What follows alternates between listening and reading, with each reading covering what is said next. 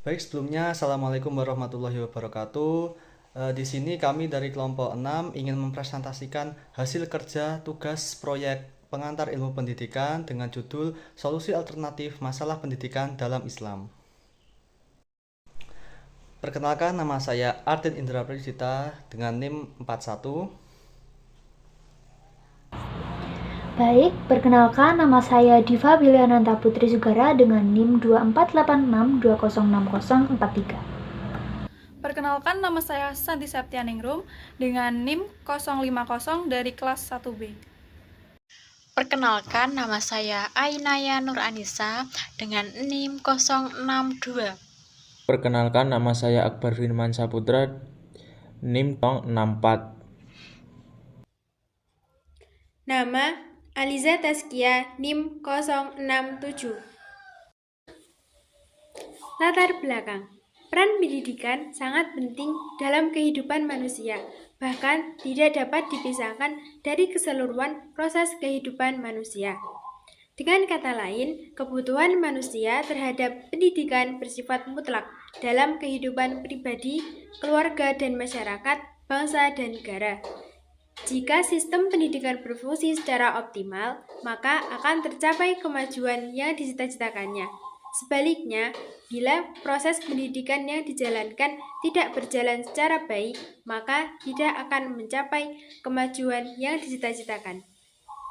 Betapapun terhadap banyak kritik yang dilancarkan oleh berbagai kalangan terhadap pendidikan atau tepatnya terhadap praktek pendidikan, namun hampir semua pihak sepakat bahwa nasib suatu komunitas atau suatu bangsa di masa depan sangat bergantung pada kontribusinya pendidikan. Tujuan. Yang pertama, untuk mengetahui pengertian pendidikan Islam. Yang kedua, untuk mengetahui dasar-dasar pendidikan Islam. Yang ketiga, untuk mengetahui tujuan pendidikan Islam. Yang keempat, untuk mengetahui solusi problematika pendidikan Islam. Yang kelima, untuk mengetahui orientasi pendidikan Islam di era global. Selanjutnya yaitu kebijakan terkait kurikulum dasar menengah dan tinggi. Contoh berita yaitu yang diliput oleh detik.com, Menteri Pendidikan Dasar dan Menengah Mendikdasmen Abdul Muti menyatakan bahwa kebijakan seperti kurikulum merdeka, sistem zonasi, ujian nasional UN akan dikaji ulang, menekankan pentingnya evaluasi menyeluruh terhadap kebijakan-kebijakan tersebut, mengingat setiap kebijakan memiliki kelebihan dan kekurangan serta menimbulkan pro dan kontra masyarakat. Kedua, analisis masalah dan solusi. Implementasi kurikulum merdeka menghadapi tantangan signifikasi meskipun telah diterapkan secara luas. Belum semua satuan pendidikan mampu melaksanakan dengan optimal. Keterbatasan infrastruktur dan sumber daya manusia menjadi kendala utama untuk mengatasi permasalahan tersebut. Diperlukan pendekatan komprehensif. Pertama, pemerintah perlu memastikan kesiapan infrastruktur dan sumber daya manusia sebelum mengimplementasikan kebijakan baru. Penyediaan fasilitas teknologi yang memandai dan pelatihan intensif bagi pendidik menjadi prioritas. Selanjutnya yaitu penyediaan sarana, prasarana, dan dukungan negara terhadap akses pendidikan oleh masyarakat. Contoh berita yaitu yang diliputi oleh sumber Stephen Ait. Artikel ini menekankan pentingnya sarana dan prasarana yang memandai dalam mendukung proses pembelajaran di perguruan tinggi. Fasilitas seperti ruang kelas yang nyaman, perpustakaan lengkap, dan akses teknologi informasi yang baik. Kemudian, analisis permasalahan solusi. Stephen Jayapura menekankan pentingnya investasi dalam pengembangan dan pemeliharaan sarana dan prasarana pendidikan. Langkah-langkah yang dapat diambil meliputi peningkatan kualitas ruang kelas, penyediaan teknologi, informasi yang memadai, dan pengelolaan perpustakaan dengan koleksi buku serta sumber daya digital yang lengkap. Selain itu, diperlukan pengelolaan dan pemeliharaan rutin agar fasilitas tetap berfungsi optimal. Kebijakan terkait pendanaan pendidikan.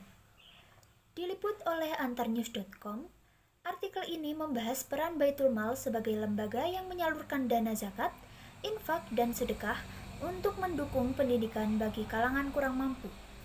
Salah satu program yang diangkat adalah beasiswa pendidikan yang diberikan kepada siswa dan mahasiswa dari keluarga miskin. Beasiswa ini bertujuan untuk meningkatkan akses pendidikan yang membantu penerima mencapai prestasi akademik yang lebih baik. Terdapat analisis masalah dan solusi. Meskipun program beasiswa dari Baitul Mal telah membantu banyak mahasiswa kurang mampu, masih terdapat berbagai tantangan. Keterbatasan dana, jumlah dana yang tersedia untuk beasiswa seringkali tidak mencukupi untuk memenuhi kebutuhan semua mahasiswa yang memenuhi syarat. Dengan mengatasi permasalahan tersebut, diharapkan program beasiswa dari Baitul Mal dapat lebih efektif dalam membantu mahasiswa kurang mampu menyelesaikan pendidikan mereka. Selanjutnya, kebijakan dukungan terhadap guru.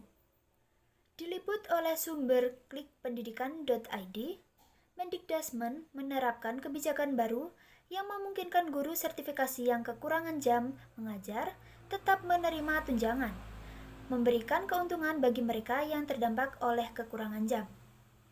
Analisis permasalahan dan solusinya, kebijakan Mendikdasmen tentang tunjangan guru sertifikasi. Permasalahannya, guru yang kekurangan jam mengajar seringkali tidak bisa memperoleh tunjangan sertifikasi yang berdampak pada pendapatan mereka.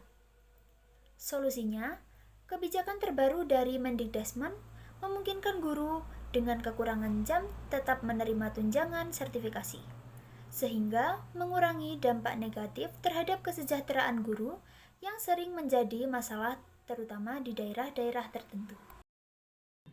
Selanjutnya poin E, SDM atau lulusan pendidikan jamaah Islam secara efektif, mental, dan karakter. A, yaitu contoh berita. Tag ini membahas tentang konsep pembangunan sumber daya manusia atau SDM, pendidikan menurut perspektif Ibnu Sina dan relevansinya dan pengembangan masyarakat Islam.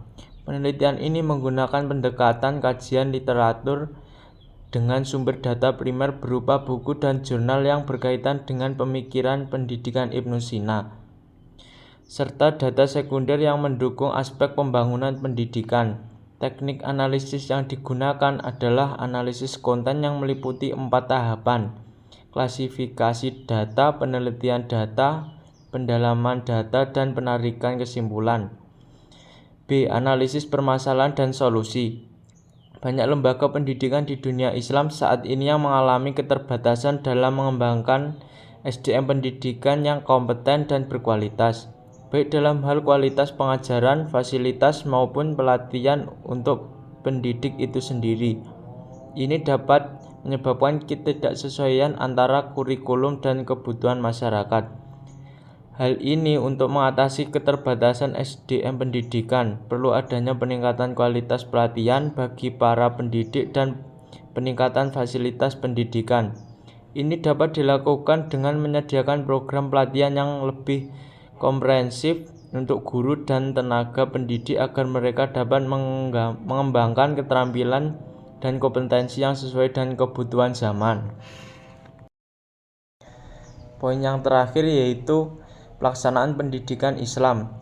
Dalam dokumen materi tambahan ini mengupas tentang pentingnya penilaian dalam pendidikan, khususnya dalam konteks boarding school di SLTPIT atau SMUIT. Penilaian dibagi menjadi 2 kategori utama, yaitu penilaian kegiatan dan kemajuan belajar, serta penilaian hasil belajar. Penilaian kegiatan dan kemajuan belajar bertujuan untuk mengidentifikasi performa guru dan murid dalam proses belajar mengajar. Hal ini penting untuk memastikan bahwa tujuan pendidikan yang jelas dapat dicapai. Selain itu, penilaian ini juga berfungsi untuk memahami kondisi peserta didik dan untuk memperbaiki kualitas pelaksanaan kegiatan belajar mengajar. Untuk selanjutnya yaitu ada kesimpulan. Pendidikan Islam menekankan kesetaraan akses tanpa hambatan ekonomi, sosial, atau geografis. Kurikulum sekolah harus menyeimbangkan pengetahuan dan pengembangan karakter, dengan pendidikan dasar menanamkan kepercayaan diri. Pendidikan menengah memberikan keterampilan hidup, dan pendidikan tinggi difokuskan pada inovasi. Negara harus menyediakan fasilitas pendidikan dan teknologi yang sama untuk semua, dengan pendanaan melalui Baitul Mal dan wakaf. Guru seharusnya diberi penghargaan dengan perlindungan sosial yang layak. Lulusan diharapkan menjadi orang yang cerdas dan bermoral baik. Saran untuk perbaikan meliputi integrasi pengetahuan agama, pembaruan kurikulum berbasis teknologi, peningkatan fasilitas, pengelolaan dana terstruktur, dan kesejahteraan guru dan staf yang didedikasikan untuk pendidikan karakter. Dan yang terakhir ada harapan dan saran. Jadi pendidikan Islam menekankan kesetaraan akses tanpa hambatan ekonomi, sosial, atau geografis. Kurikulum sekolah harus menyeimbangkan pengetahuan dan pengembangan karakter, dengan pendidikan dasar menanamkan kepercayaan diri, pendidikan menengah memberikan keterampilan hidup, dan pendidikan tinggi difokuskan pada inovasi. Negara harus menyediakan fasilitas pendidikan dan teknologi yang sama untuk semua, dengan pendanaan melalui Baitul Maaf dan wakaf. Guru seharusnya diberi penghargaan dengan pelindungan sosial yang layak. Lulusan diharapkan menjadi orang yang cerdas dan bermodal baik. Saran untuk memperbaiki meliputi integritas pengetahuan agama, pembaruan kurikulum dan berbasis teknologi, peningkatan fasilitas, pengelolaan dana terstruktur, dan kesejahteraan guru dan staf yang didedikasikan untuk pendidikan karakter. Baik, cukup itu saja yang dapat kami sampaikan. Apabila ada kesalahan atau kekurangan kata, kami mohon maaf yang setulus-tulusnya. Kami pamit undur diri dan terima kasih.